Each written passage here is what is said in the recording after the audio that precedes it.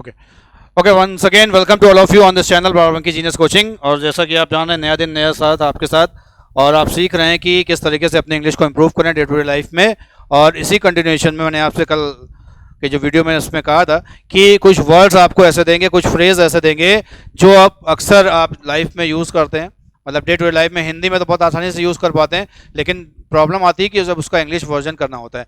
ऐसे ही बहुत सारे सेंटेंसेस होते हैं स्पोकन इंग्लिश में कि वो थोड़ा सा अजीब होते हैं। अजीब का मतलब उनका जो हिंदी का स्ट्रक्चर होता है वो बोलने में बड़ा अट्रैक्टिव लगता है। जैसे आपने कहा तुम तो ईद का चांद हो गए हो, है ना, या धत तेरे की, या कि बहुत दिन से, जैसे कि आपने कहा कि अभी से पलके बिछाए बैठा हूं। तो अब ये वर्ड्स ऐसे हैं फ्रेज हिंदी में जो बहुत ही पॉपुलर हैं, इंटरेस्टिंग है और आप बोलते भी हैं।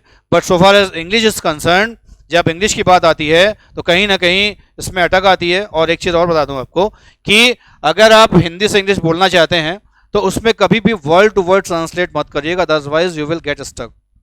क्योंकि अगर आप एक एक वर्ड को हिंदी से इंग्लिश में ट्रांसलेट करेंगे तो ये चीज़ थोड़ा सा प्रॉब्लम क्रिएट करेगी आपको। Because in Hindi we if English we translate word by word, तो प्रॉब्लम ये होगी कि उसमें बहुत सारे वर्ड ऐसे हैं जिसकी हिंदी से अंग्रेजी नहीं बनती है। वहां पर आपको जो मैसेज होता है वो कन्वे करना होता है, यानी कि आपको अपनी बात दूसरों तक पहुंचानी होती है कि एक्चुअल में वो कहना क्या चाहते हैं। जैसे मैंने अभी आपको एक वर्ड कहा कि तुम तो ईद का चांद हो गए हो, तो आप बताइए इसमें ना तो ईद का जिक्र होगा ना चांद का जिक्र होगा, लेकिन फिर भी सेंटेंस मीनिंग है वो ये कह रहा है कि पिछले कई दिनों से तुम दिखाई नहीं पड़ रहे हो। तो ईद का चांद का मतलब बहुत मुश्किल से जो लोग दिखाई देते हैं उसे ईद का चांद कहते हैं। तो अब इस सेंटेंस को अगर हम ट्रांसलेट करने जाएंगे तो ईद और चांद दोनों मीनिंग नहीं है। तो इसी को हम लोग कहते हैं कि we have to convey the message, है ना। तो आज से जो नया सेगमेंट मैं स्टार्ट कर रहा हूं, इसको मैंने नाम दिया है डेली लाइफ सेंटेंसेस, जिसको शॉर्ट में DLS के नाम से आपको मिलेगा आज से video. D for daily, L for life, S for sentences, यानी कि डेली लाइफ में जो सेंटेंसेस हम लोग यूज करते हैं हिंदी में उसको किस तरीके से आप इंग्लिश में ट्रांसलेट करें। Everyday I will give you 5, मैं आपको रोज 5 दूंगा और उम्मीद करता हूं कि एवरीडे आप थोड़ा थोड़ा सीखेंगे तो वन डे और the other you will speak without any fumble या विदाउट एनी हेजिटेशन। ठीक है, आपका पहला है, जैसे हम लोग अक्सर बोलते हैं, अभी मैं सेंटेंस बोला ही भी था कि तुम तो ईद का चांद हो गए हो। ठीक, अब बताइए तुम तो ईद का चांद हो गए हो कैसे लिखेंगे? कुछ नहीं करना है, आप इतना बोलिएगा यू हैव बिकम इल्यूसिव। अब इसमें सारा खेल, ये वर्ड जो इल्यूसिव आया इसका है, पता है? इल्यूसिव का मतलब वो इंसान होता है जो आसानी से पकड़ में नहीं आता है, और ऐसे ही ईद का चांद आप जानते हैं आसानी से दिखाई नहीं देता है। तो तुम तो ईद का चांद हो गए हो, यू हैव बिकम इल्यूसिव। बस आपको ये फ्रेज याद कर लेना है, सेंटेंस याद कर लेना है कि जब कभी भी ऐसा मौका हो किसी के लिए आपको इस्तेमाल करना हो तो आपके दिमाग में तुरंत स्ट्राइक कर जाए कि हमें क्या बोलना है, यू हैव बिकम इल्यूसिव। सही, चलिए दूसरा देखिए।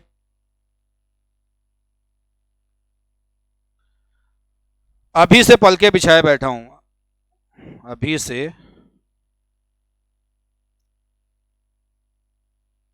से पलके बिछाए बैठा हूं।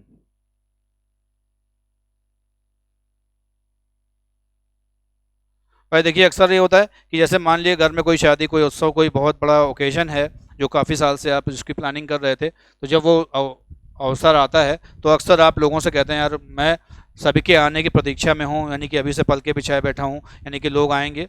तो इस तरीके के जब आपका वो होता है, स्टेटमेंट होता है हिंदी में, तो उसके लिए निकल जाता है यार मैं तो अभी से पलके बिछाए बैठा हूँ। बस इसके लिए क्या करना है, आपको ये वर्ड याद कर लेना है, looking forward from the world go. क्या? लुकिंग फॉरवर्ड, अभी से के लिए फ्रॉम द वर्ल्ड गो। अब देखिए बहुत खूबसूरत इंग्लिश है। अब अगर आप ये सीख गए तो कहीं ना कहीं आपका जो इंप्रेशन है वो बहुत अच्छा है कि looking forward from the world गो, यानी कि अभी से पलके बिछाए बैठा हूं, इसको इंग्लिश में कहेंगे looking forward from the world go. From the world गो का मतलब फ्रॉम द मोमेंट, अभी से। तो ये इंग्लिश का स्टेटमेंट आप देख पा रहे होंगे, इसमें ना इसमें पलकों की इंग्लिश आई, ना इसमें चांद की अंग्रेजी बनाई हमने ना। तो यही मैं आपसे कह रहा था कि हिंदी से इंग्लिश में कभी भी जब आप स्पोकन इंग्लिश की बात करते हैं तो वहाँ पर वर्ड टू वर्ड ट्रांजिशन या वर्ड बाय वर्ड ट्रांजिशन नहीं चलता है। वहाँ पर आपको मीनिंग जो मैसेज है वो कन्वे करना होता है और वो आपको सेंटेंस फॉर्मेशन में आना सीखना चाहिए। ठीक, चलिए और देखिए डेली लाइफ के सेंटेंस दो हो गए। कुछ भूल रहा हूं, अक्सर बोलते हैं यार कुछ भूल रहा हूं, कुछ भूल रहा हूं। इसको इंग्लिश में आप खाली इतना बोल के निकल जाइए क्या, मिसिंग समथिंग बोलिए, मिसिंग समथिंग। कुछ भूल रहा हूं, मिसिंग समथिंग। अब इसमें भूलने की इंग्लिश नहीं आएगी ना कुछ की आएगी, है ना। तो यही मैं आपसे कहता कि always try to remember in English if you want to translate word by word from Hindi then you will get stuck, फिर आप फंस जाएंगे, फिर आप नहीं बोल पाएंगे। इसीलिए मैंने इसका नाम दिया है कि डेली लाइफ के सेंटेंसेस जो आप बोलते हैं वो किस तरीके से बोलें ताकि वो इंग्लिश में मैसेज क्लियर हो आपका, यानी कि जो आप कहना चाहते हैं वो कन्वे होना चाहिए। ठीक है, और देखिए जैसे आपने कहा कि मुझे इस जगह का कोई तजुर्बा नहीं है, मुझे इस जगह का कोई तजुर्बा नहीं है, यानी कि पहली बार जैसे मान लीजिए आप दिल्ली गए या ऐसे शहर गए जहाँ इससे पहले आपने कभी विजिट नहीं किया था, तो आपने वहाँ के लोगों से मिला तो आपको लगा कि फर्स्ट टाइम मिले, तो फिर जब आप अपने घर पे बात करते हैं तो आप कहते हैं यार पहली बार गए थे, मुझे उस जगह का कोई तजुर्बा नहीं था या नहीं है। अब इसमें आप अगर तजुर्बा या एक्सपीरियंस का लिखें या ये लिखें जगह, तो मीनिंग फिर मज़ा नहीं आएगा।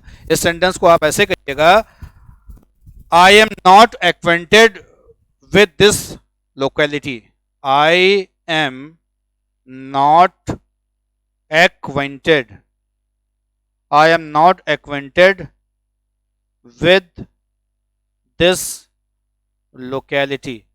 जगह के लिए आप इस्तेमाल कर सकते हैं। हाँ, acquainted अगर आपको ज़्यादा लग रहा हो तो आप ये वर्ड भी यूज़ कर सकते हैं, familiar।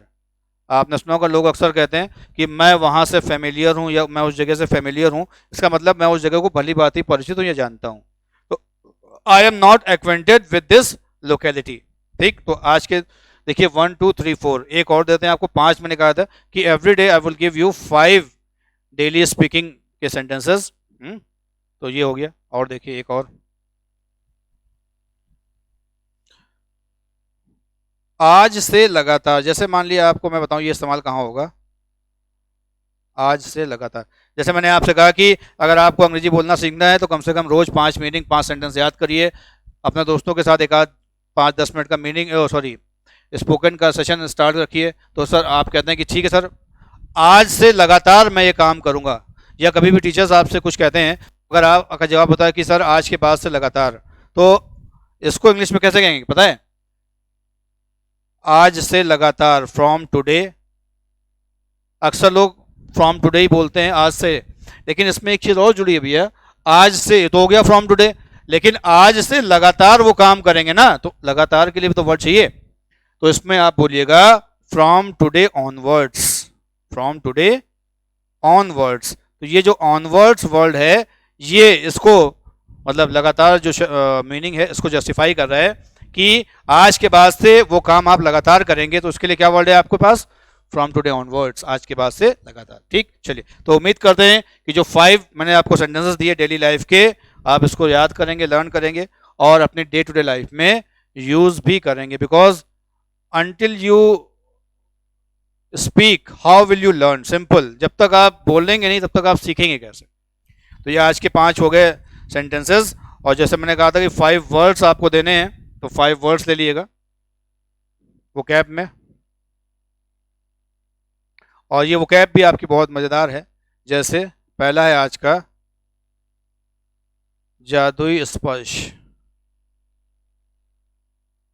है ना।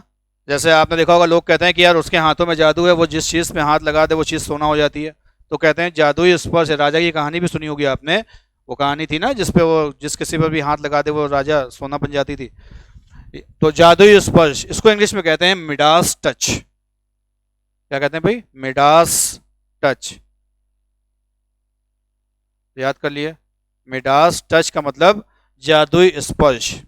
जैसे एक समय था महेंद्र सिंह धोनी के लिए कहा जाता था कि Mahendra Singh Dhoni has got Midas touch. क्यों? क्योंकि उसने जब से इंडियन क्रिकेट टीम को ज्वाइन किया तब से आप देखिए, चाहे वो वनडे की रैंकिंग हो, T20 की रैंकिंग हो या टेस्ट क्रिकेट में हो, तीनों में उसने इंडिया को बहुत आगे तक लेके गया है ना। या धीरू भाई अंबानी के लिए कहा जाता है कि वो जिस बिजनेस में हाथ डालते थे वो फायदे का सौदा साबित होता था। तो कहने का मतलब है ऐसे लोगों को क्या आता है मिडास टच, कि उनके हाथों में जादू होता है, जिस काम में वो हाँ मिट्टी भी छू ले तो सोना बन जाए, that is called Midas touch. तो ये फ्रेज वहां पर आप यूज कर सकते हैं। ठीक, चलिए फर्स्ट सेकंड देखिए आज का, पसंदीदा मेहमान। पसंदीदा मेहमान। आपने देखा होगा बचपन में बहुत सारे मेहमान आपके घर पे आते थे, उनमें से कुछ एक को देख करके आपके चेहरे पर हंसी या खुशी आती थी। क्यों? क्योंकि आपको लगता था कि वो आए हैं तो कुछ लेके आए होंगे और अब कुछ मिलेगा आपको, चाहे वो खिलौने हों, खाने पीने की चीज़ों, या जाते समय वो पैसे ही क्यों ना देके जाते हों। तो ऐसे मेहमान को आप पसंद करते थे और आप कहते थे कि वो हमारे फेवरेट हैं। तो पसंदीदा मेहमान के लिए मैं आपको एक नया वर्ड बता रहा हूँ, पर्सोना ग्राटा। क्या बोलते हैं आज से आप? Persona grata. पर्सोना ग्राटा आप यूज कर सकते हैं, जिसका मतलब होता है फेवरेट गेस्ट, यानी कि जो रिलेटिव्स होते हैं उनके लिए, जो आपको पसंद हो, जिनके आने से आपके चेहरे पर खुशी आए, उन्हें आप पर्सोना ग्राटा कह सकते हैं। ठीक, इसी का एक उल्टा भी होता है, ना पसंदीदा मेहमान। भाई देखिए, मेहमान तो दोनों ही हैं, एक के आने से आपके चेहरे पर खुशी आती है और एक के आने से आपके चेहरे पर जो है वो क्या होता है, शिकन आती है, यानी कि आप जो है वो थोड़ा सा अनकंफर्टेबल महसूस करते हैं। लेकिन मेहमान तो मेहमान, उनका स्वागत तो आपको करना ही है। ठीक है, तो नापसंदीदा मेहमान, इसके लिए जो वर्ड है, कुछ नहीं करना है आपको, यहाँ पर्सोना लिख दीजिए जैसा लिखा हुआ है, ग्राटा से पहले नाउन लगा दिएगा, पर्सोना नाउन ग्राटा। क्या कहेंगे?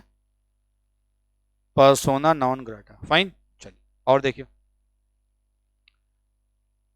यादगार साल।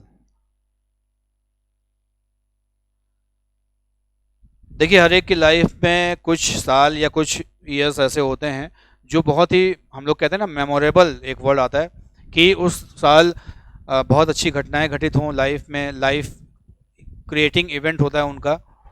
हाँ, तो ऐसे साल को इंग्लिश में मेमोरेबल ईयर कहते हैं, कहीं कोई प्रॉब्लम नहीं है। लेकिन एक दूसरा वर्ड है जो इंग्लिश का नहीं है, वो दूसरी भाषा का शब्द है और इंग्लिश में बहुत फ्रीक्वेंटली यूज़ करते हैं, इसे कहते हैं एनस मेराबिलिस। एनस बना है एनुअल से, एनुअल का मतलब वार्षिक होता है, जैसे आप देखिए एनुअल एग्जाम बोलते हैं आप, तो एनस मतलब वार्षिक, और मेरेबिलिस का मतलब होता है मेमोरेबल, यानी कि the year in which many memorable events have been taken place, यानी कि वो साल, जैसे आपकी शादी का साल हो सकता है, आप जिस साल आपकी नौकरी लगी हो, जिस साल आपने हाई स्कूल इंटर पास किया हो, या जिस साल आपने विदेश यात्रा की हो, या जिस साल आप फॉरेन टूर पर गए हों, या जिस साल आपने अपने घर के लिए गाड़ी खरीदी हो या नया मकान बनवाया हो, तो कुछ भी ऐसा जो आपकी लाइफ का एक इवेंट हो, तो वो साल जो होगा उसको हम लोग एक लाइन में कह देते हैं, दैट वॉज मिरेबिलिस या एनस मिरेबिलिस फॉर मी। हाँ, चलिए, तो आज के लिए इतना ही। उम्मीद करते हैं कि देखो चीज़ें समझ में आई होंगी आपको। और मैंने आपको देखिए आज क्या किया, आज दो चीज़ें करी हैं, एक डीएलएस दिया है, यानी कि डेली लाइफ सेंटेंसेस दिया है, और दूसरा वोकेबलरी का कुछ ऐसा पार्ट दिया है कि जो जनरली बहुत हिंदी में हम लोग अक्सर बोल पाते हैं, लेकिन इंग्लिश में कहीं ना कहीं उसकी प्रॉब्लम होती है, तो वो प्रॉब्लम मैंने कोशिश की कि सॉल्व करें आपकी। तो ठीक है, आज का सेशन यही वाइंड अप करते हैं। Thanks for watching this video. Please like, share and subscribe this channel more and more, and see you tomorrow once again. Thank you, and stay home and stay safe, and see you tomorrow in the morning. Thank you.